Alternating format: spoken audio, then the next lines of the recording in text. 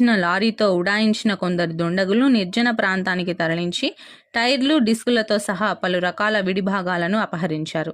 ఈ సంఘటన బుధవారం అర్ధరాత్రి పెద్దదోర్నాల్లో చోటు చేసుకుంది. బాధితుడు పోలీసుల కథనం మేరకు పెద్దదోర్నాలలోని భారత్ పెట్రోల్ బంక్ సమీపంలోని మెకానిక్ షెడ్ల వద్ద బాడుగలు లేని లారీలు, టిప్పర్లు నిలిచి ఉంటాయి. బుధవారం రాత్రి పెద్దదోర్నాలకు చెందిన driver cum owner Pathan Yasin Khan లారీని గుర్తు తెలియని వ్యక్తులు అపహరించారు. తొలుత పెద్దారవీడు మండలం కర్రోల ప్రాంతానికి, అక్కడి నుంచి ఎర్రగొండపాలెం మండలంలోని గంగుపల్లి గ్రామ సమీపంలో నిర్జన ప్రదేశానికి లారీని తరలించారు. అక్కడ లారీకి ఉన్న 12 టైర్లు, డిస్కులు తొలగించడంతో పాటు బ్యాటరీలు, 200 లీటర్ల డీజిల్, టార్పాలిన్ పట్టలు, తాళ్లు తదితర సామాగ్రిని మరో వాహనంలో వేసుకొని దర్జాగా వెళ్లిపోయారు.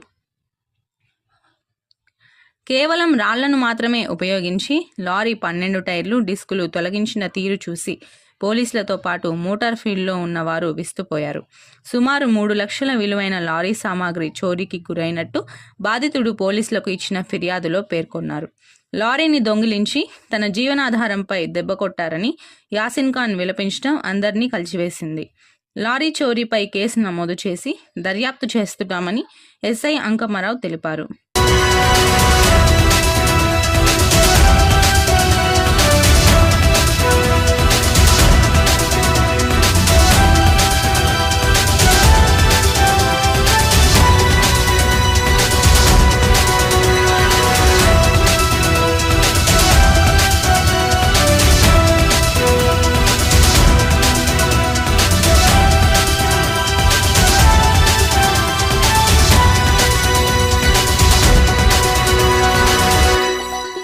పార్కింగ్లో ఉంచిన లారీతో ఉడాయించిన కొందరు దుండగులు నిర్జన ప్రాంతానికి తరలించి టైర్లు, డిస్కులతో సహా పలు రకాల విడిభాగాలను అపహరించారు.